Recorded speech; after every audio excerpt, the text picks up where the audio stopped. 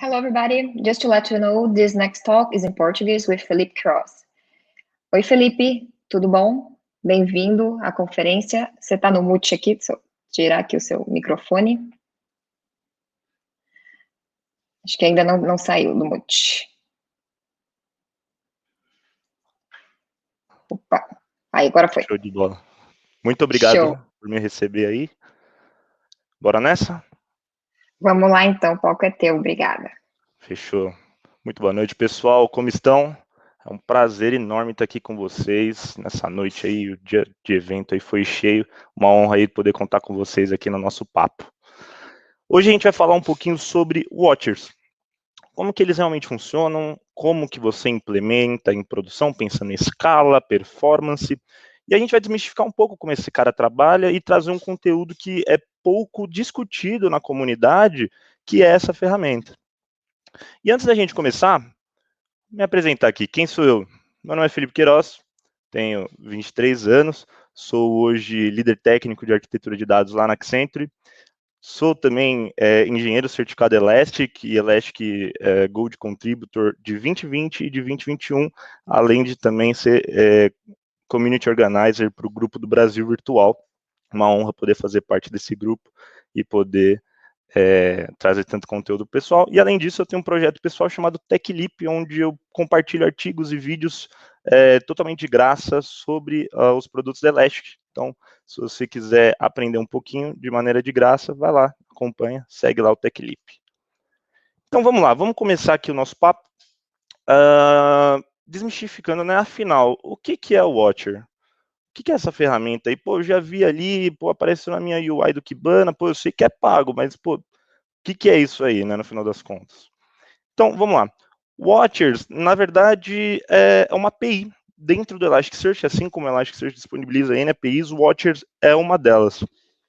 E é uma API focada especificamente em gerar alertas, ou seja, gerar eventos alertas com base nas informações que você possui dentro do seu índice. E ele possui uma estrutura padrão, ou seja, dificilmente você vai ver watchers que não sigam essa regra aqui que eu vou falar para vocês. O que é essa regra? Você vai ter um trigger, ou seja, de quanto em quanto tempo eu vou rodar esse watcher. Você vai ter um input, ou seja, lá dentro você vai analisar os seus dados, você vai dizer que informações são necessárias para aquele watcher analisar. Eu vou dar um exemplo aqui, vamos supor que o seu cluster, por alguma razão, precisa ingerir, só pode ingerir 1000 documentos por minuto. Vamos supor esse cenário. O nosso input seria bem tranquilo, praticamente a gente só precisaria retornar ali, a cada minuto, quantos registros trouxe. Se excedeu a 1000, nós cairíamos numa fase de condition do nosso watcher, onde caso aquela condição verdadeira, no caso, ou seja, excedeu 1000, eu vou fazer alguma coisa. E o que é essa coisa? É uma action. O que ele vai fazer se for true? Ou seja, tem algumas possibilidades, você pode mandar um e-mail, você pode fazer chamadas via webhook, você pode usar um Slack, enfim, tem algumas possibilidades. Vou beber uma aguinha aqui.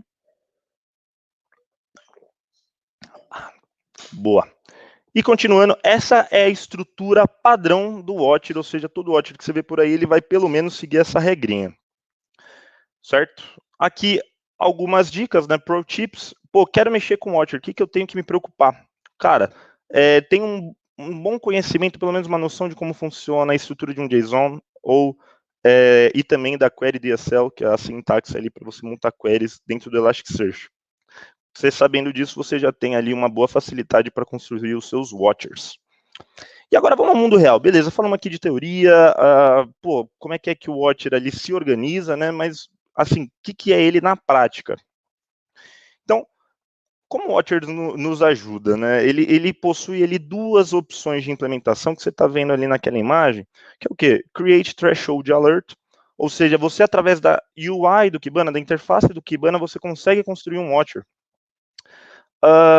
E vamos falar primeiro sobre ele, né, antes de falar sobre o Advanced, e o porquê que eu talvez não seja o maior fã do mundo desse cara. O motivo tem alguns, mas o principal deles é a dificuldade que você tem ali na customização, tanto de output, tanto ali na sua query, vamos dizer assim, isso impossibilita que você crie alarmes muito customizados ali, e ações, né, e-mails mais customizados, porque a sua análise de dados ali, ela está 100% do lado do que o Kibana está fazendo aqui, ele fica transparente. Agora, putz, quero alterar o meu Watcher, né, que o Kibana gerou aqui automaticamente para mim, né. No final das contas, você vai acabar caindo para um Watcher avançado. Se você entra nisso, porque ele vai te dar o grande payload lá, e você vai ter que cair nessa condição. Então, aqui eu vou apontar alguns pontos de customização que me chamaram a atenção, que é o quantas vezes você pode agrupar, e a questão de a sua mensagem talvez fique um pouco limitada, porque você está delegando a função de análise de dados ali para a camada para o Kibana, né, de maneira automática. Mas tem um ponto ali que me chamou muita atenção, que é o quê? Esse momento aqui que ele faz algumas tratativas, esse código que até hoje me assusta de certa forma, que ele faz algumas tratativas ali para ver se alarmou ali de fato, se gerou algum alerta dentro dos componentes. Só explicando também o que esse watcher faz, né? Praticamente ele é só um watcher que vê nos últimos 5 minutos se os servidores, se os top 50 servidores, né, hostnames, excederam em uso de memória mais de 90%, tá? Esqueci dessa breve parte. E, enfim, eu estava falando aqui sobre essa imensa tratativa a nível de código que ele faz, que, na verdade, eu só pensei numa coisa. Como é que o pessoal que vai sustentar ou prestar manutenção vai alterar isso? Isso é algo escalável? Para todos os cenários eu vou ter que gerar um código assim? Putz, qual que é o expertise que o time que vai sustentar vai ter que ter? E eu comecei a me preocupar porque eu gostaria de criar algo não menos trabalhoso, mas mais simples, que pessoas de times que vão suportar conseguissem suportar numa boa, e que isso fosse escalável, né? Que eu não me preocupasse se essa solução é boa para um ou para dois, mas para todas, ou pelo menos para a maioria. Então, caindo já para outro cenário, né? Pô, como é que os watchers avançados nos ajudam de fato? Aqui é praticamente um quadro branco, ou seja, você vai escrever sua obra ali e vai dizer o que ele vai fazer, o que ele vai deixar de fazer, a liberdade vai cantar real. O que, num primeiro momento, quando eu entrei em contato, eu falei, cara, top, é aqui que eu vou jogar. Só que num segundo momento, né, eu fiquei meio que feliz por fora e mais pensativo por dentro, pensando assim, caraca, velho, como é que eu vou fazer essa parada acontecer, né? Mas, enfim, o jogo é esse, né, para trabalhar tecnologia é isso, é desafio todo dia, e é como você se comporta e entrega o resultado. Só que agora, deixando esse lado aqui de Watcher, não deixando 100%, mas para contar sobre um case, ou seja, para a gente entender um cenário real de produção voltado à observabilidade e monitoração. Vou pegar um caso aqui, só que é uma história, ou seja, vamos fazer não um intervalo, mas vamos contar no formato de uma história. E essa história é de quando Felipe teve o sonho de quê? Utilizar o Watcher para gerar alertas de file systems que estavam estourando dentro dos servidores Linux que ele tinha. O Felipe aqui não sou eu, o nome ali é uma mera coincidência. Enfim, e dando início a essa história, provavelmente o Felipe chegou, ele quis usar a UI, ele se brincou ali na UI do Kibana, só que aí a gente já pode imaginar mais ou menos o que houve, né? Ele não conseguiu chegar naquele resultado mais apropriado para a ideia que ele tinha. Isso a gente vai ver um pouco mais para frente o porquê. E num segundo momento, ele descobriu o Advanced Watcher. Só que, por outro lado, ele sabia que ali gerou um impacto psicológico talvez um pouco alto e ele tinha que se preparar ali, né? Como talvez a gente já imagina que pode ter acontecido. Só que agora a real é que o Felipe não desiste nunca, discípulo de Naruto, e ele decidiu usar todo o QI que estava disponível para ele para resolver esse problema. E, de acordo com o que ele me conta, a mente dele estava mais ou menos assim. E começou a sua jornada, até porque se o Homem de Ferro construiu uma armadura dentro de uma caverna, dava para construir um Watcher avançado ali para tratar a file system do Linux, né? Então, vamos lá. Começando ali na estrutura de dados, o Felipe estava lá, começou a construir, Lembrando que ali a gente tem o trigger, ou seja, a gente vai dizer ali quanto em quanto tempo ele vai rodar aquele watcher. No segundo momento a gente tem o input, que ali a gente vai dizer quais queries e quais agregações a gente vai construir ali dentro. Ele usou uma query do tipo terms, uma query do tipo range, ali para deixar a massa de dados cada vez menor, exatamente com o que ele precisava, enfim. E aí ele começou a construir suas agregações. E agora trazendo aqui, a gente sempre vai pegar uma lupinha e olhar nessa história, a query, né? O que ele construiu ali? Então a gente tem um método bool, justamente para construir cenários maleáveis, não que esse aqui seja um, mas essa porta aberta permite que você maleie a sua query para minerar os dados que você tem dentro do dataset. Lembrando que as métricas de file system do Linux, os dados viriam da onde? De um metric bit, dentro do módulo de system. Opa. E a gente, na sequência, usaria uma query do tipo range só para trazer os dados dos últimos 5 minutos, porque lembrando, pensa que você vai rodar esse watcher a cada breve período de tempo. Se você coloca para ele rodar uma query, uma agregação em cima de uma massa muito gigantesca de dados, você vai quebrar a máquina. Enfim, ele se preocupou com isso, e por fim ali ele usou uma query do tipo terms para selecionar apenas um servidor. Ponto interessante aqui, se você quiser trabalhar outro tipo de massa de servidores aqui, é possível, aqui é só um exemplo do que o Felipe estava montando, a gente vai ver lá na frente como que isso se encaixa. É isso. Então, e também por limitações de laboratório, pessoal. Eu só tinha uma máquina ali disponível, então me ajuda. Vamos lá. Então, ainda na sua jornada, ele começou a construir sua agregação, e ali ele usou uma agregação do tipo terms, uma subagregação também do tipo terms, para coletar o que? O hostname, para depois cair para o nível de file system por servidor.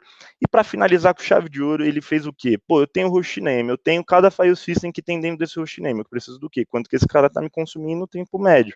Ou seja, qual que é a média de consumo ali. Então aqui a gente já cai, né? Pega a lupinha, vamos analisar do que o Felipe estava falando. Então a gente tem ali uma agregação do tipo terms para separar por hostname, ou seja, você tem mais de um hostname. Ah, Felipe, mas você está filtrando lá em cima. Beleza, mas você pode não filtrar, você pode filtrar por, pô, quero tudo que é MongoDB. Enfim, todos os servidores fazem parte de um grupo MongoDB. Enfim, a seu critério. Mas ali a gente só vai estar olhando um, naturalmente ele só vai trazer um, certo? Num segundo momento a gente tem aqui uma subagregação para quê?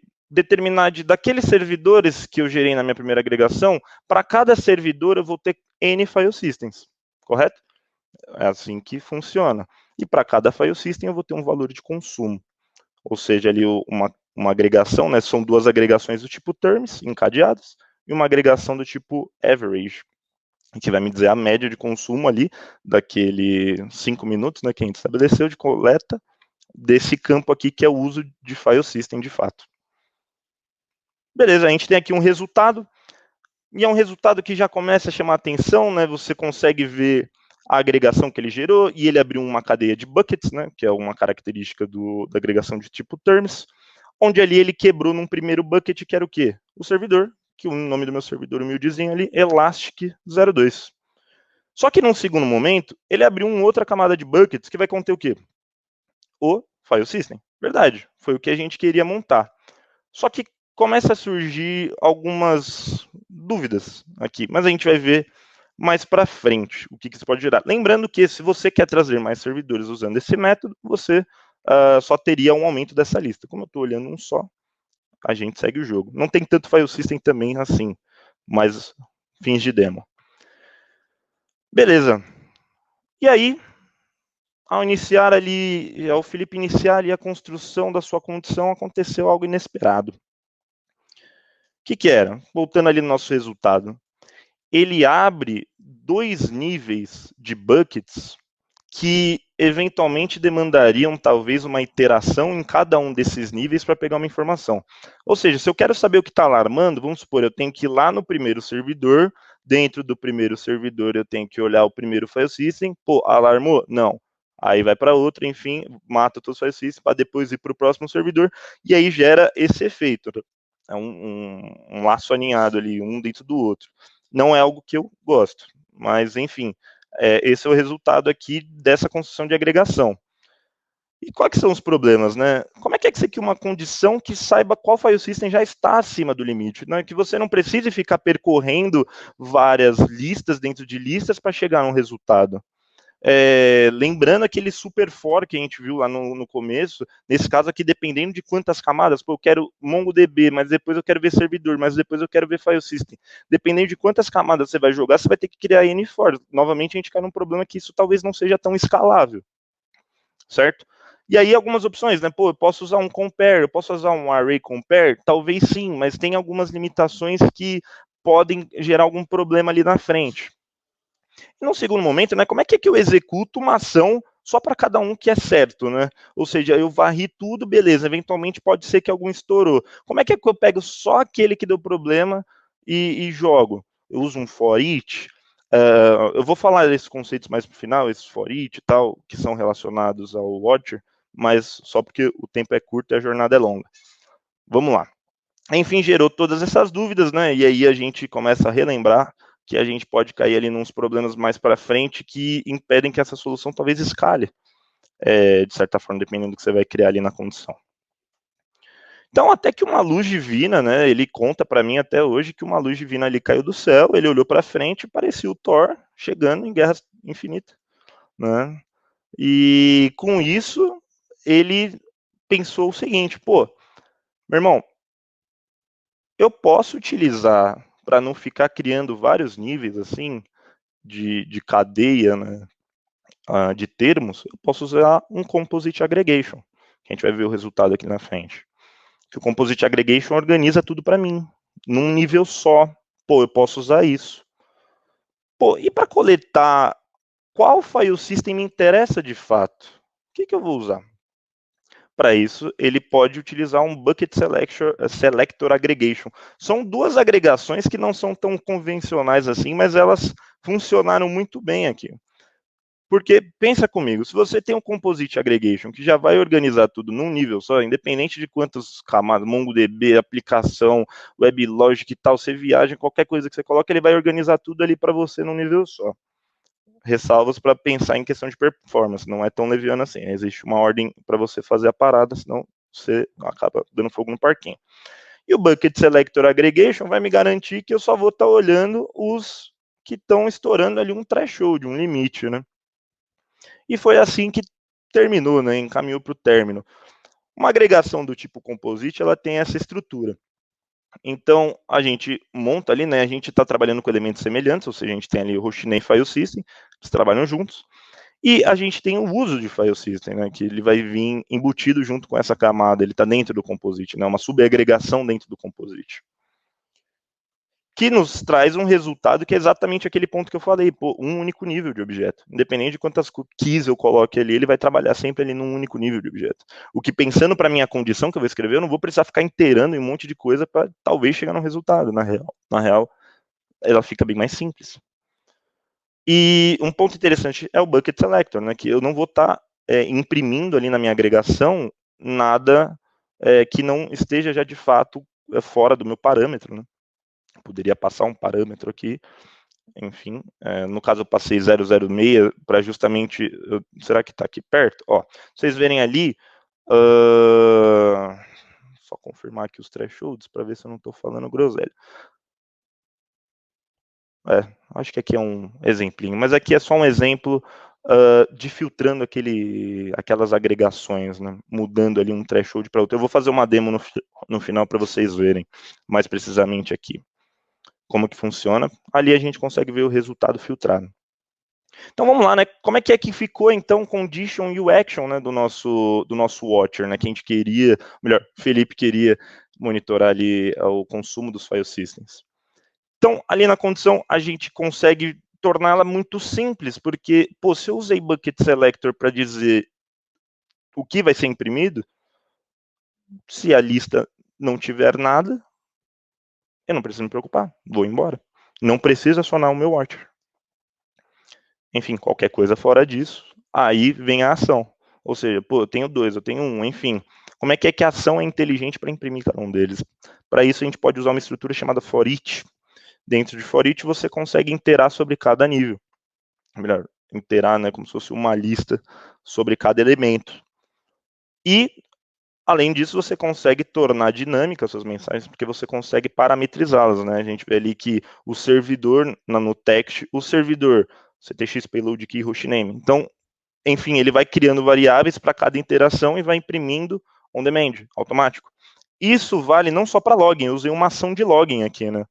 Valeria para um webhook, valeria para um e-mail, a lógica é a mesma, ela simplificada. E aqui eu encontrei uma possível solução para aquele problema que a gente tinha, né? Pô, como é que eu escalo com qualidade? Como é que eu diminuo o dev pesado, o código-fonte pesado, torno isso uma manutenção mais leve? Porque uma coisa é você fazer um watcher para um usuário, outra coisa é você fazer um watcher para um servidor, vamos dizer aqui. Outra coisa é fazer para 1.000, 10.000, dependendo da implementação que você faz, você tem que começar a trabalhar modelos mais automatizados para resolver esse ponto. Então aqui a gente tem 2 exemplos, né? Eu coloquei para ele alarmar em cima dos 2 file systems ali, que tinha no meu servidor. E essa foi a história de Felipe. Qualquer semelhança, mera coincidência. Eu espero que vocês tenham gostado. E agora vamos para algumas observações. Tenho problemas de conversão de valor, tá vindo trocentas mil casas decimais, ou enfim, você quer mudar, alterar alguma informação, tratá-la, você pode utilizar o transform, tá? O transform ali permite que você interaja a nível de código muito bem para fazer muita coisa. Inclusive, em um determinado momento, aqui eu estou fazendo for each dentro do resultado da minha agregação, dentro dos buckets da minha agregação. Mas, por acaso, se eu aplicar um transform e alterar e criar um modelo diferente, customizado e formatado, eu posso iterar sobre o que o transform gerou. Muito interessante esse método também. Se alguém tiver interesse aí em ouvir mais sobre essa parte de transform ou qualquer outro tema que eu falei, mas talvez foi um pouco mais por cima, me chama aí no Bev, que aí eu tenho uns links legais aí para nós.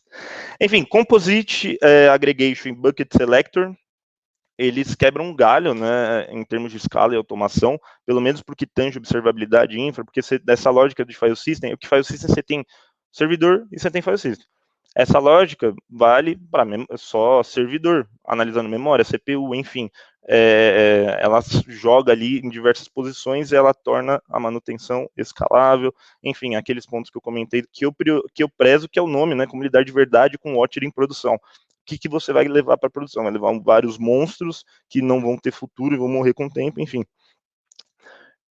E o Watcher possui diversas ações possíveis, eu citei algumas delas, se vocês quiserem saber mais sobre elas, me dá um ping também, que a gente troca ideia. E a pergunta aqui que não quer calar, né? E o Kibana Alerts? Pô, Felipe, tu falou aí uma porrada de coisa, mas a Elastic lançou há 2 semanas o Kibana Alerts. E, do pouco que eu mexi, não mexi muito, ele resolve, por exemplo, o problema de file system no Next. Por que é relevante trazer um tema como o Watcher, né, e um problema ali como um Watcher, né, problemas que você pode encontrar com o Watcher, né, no desenvolvimento da sua query, ou das suas agregações, das suas condições? Por que isso é relevante? Porque, na minha leitura, é a minha visão de comunidade. Comunidade é estender a mão. Para quem? Não sei. Quem precisa. Hoje eu estava trocando ideia com um amigo meu que está com o cluster 552. 552. Ele vai ter acesso ao Kibana Alerts? Não sei. O mundo real não é release o tempo todo, né? Cada pessoa ali, cada empresa, cada pessoa vai ter seu time ali para atualizar o seu produto. E vai que alguém precisa de um conteúdo sobre o Watcher. Pô, mas o Watcher não tá tão... Mas vai que aquela pessoa precisa. O conteúdo vai estar lá para ela. E se o conteúdo ajudou uma pessoa de alguma forma que seja, tá valendo. Essa é a definição de comunidade para mim. E é por isso que eu trouxe esse tema aí, porque falta pouco conteúdo sobre o Watcher, isso é um fato. Tem muito pouco do que a gente pesquisou, muito pouco. Então, nada mais pertinente num Community Conference trazer um conteúdo sobre. Tá? Esse é o fim. Gostaria de fazer um agradecimento especial ao time que participou de toda uma trajetória sinistrona aí com o Watcher, que é o Vitor, o Kakimoto, a Bianca e o Kevin. Deixar um agradecimento registrado aqui para eles. E obrigado, pô, eu quero o código-fonte do Watcher. Tá lá, inclusive, temos tempo, estouramos o tempo, como estamos, porque se bobear dá para rodar a demo, mas o código-fonte está nesse QR Code. Então, se alguém quiser pegar aí o QR Code, lê lá, é um gistizinho que está exposto, fique à vontade. Tamo junto. Muito obrigado. A gente tem 5 minutos para pergunta e uma pergunta Você acha que dá para rodar alguma coisa e responder essa pergunta? Vamos tentar, vamos tentar. Era mais uma apresentação de como ficou o código no final das contas, mas vamos tentar, vamos tentar. Tá. Daí a gente já responde essa pergunta, então. Ó, pessoal, o código final ficou esse aqui. Eu estou na interface do Watcher, né? É o Watcher Community Conf. Se vocês abrirem aquele QR Code, vocês vão ver esse cara aqui. Ele está praticamente do jeito, talvez tenha que mexer aqui na questão do hostname que eu comentei com vocês, para filtrar os dados ali conforme vocês queiram. Mais um teste aqui, né? Vamos fazer um teste. No Watcher a gente tem a opção de simulate das coisas. Então, eu dei um simulate, ele está firing, né? Por mais que ele não logou de fato, ele está firing. Eu passei o parâmetro 0,1% e ele imprimiu aqui um só, né? Vamos ver se eu diminuo esse cara aqui, porque se eu me lembro bem, tinha 2 file systems. 000. A gente simula aqui de novo. E olha lá, 2 mensagens, 2 logs. Bom, é isso. Era uma demo bem simples. Esse é o código, esse é o payload, na verdade, do Watcher. Lá no arquivo que, se vocês pegarem no QR Code, deixa eu voltar para o QR Code aqui. Se vocês pegarem no QR Code, ele vai ser o arquivo que vocês viram ali, só que ele já vai ter um put dentro do Elastic com a API, tá? Beleza? Acho que eu não estou te ouvindo, Pri. Pronto, tá aqui. Beleza. Bom, muito obrigado pelo teu tempo, Felipe, pela apresentação, foi excelente, é didático, como sempre, né, como os feedbacks que a gente recebe. Tem uma pergunta aqui, então, do João, eu vou ler para você. A pergunta é, já teve problema com Watchers, onde a origem da consulta é uma URL HTTPS com certificado SSL autoassinado? Se sim, como fez ele ignorar o erro que normalmente certificados autoassinados geram? Tá, isso se diz na consulta de dados, usando query ou na ação? Eu peguei esse problema recentemente, inclusive, para ação. Algumas ações, principalmente para e-mail, que precisam chamar URL externa, eu peguei esse problema. Confesso que estou no processo de resolução. Entre em contato comigo que aí eu não sei se foi esse cenário, mas confirma aí no chat que a gente sai do outro lado, tá? Mas eu estou no meio desse problema, exatamente desse problema, cara. Eu e o time lá que eu mencionei. Joia. Tá ótimo, então, a gente já está aqui no tempo, mas se vocês tiverem qualquer outro tipo de dúvida, o Felipe é o organizador do grupo Brasil Virtual, esses são os contatos aí do Felipe para continuar a conversa, tem o grupo do Telegram que ele mesmo que conduz, ele que administra, então vocês conseguem bater um papo maior aí com o Felipe. Mais uma vez, Felipe, muito obrigada pela tua presença, participação como sempre, conte conosco. Eu que agradeço. E a gente se vê na próxima. Valeu, pessoal, Tchau, tchau. Grande abraço.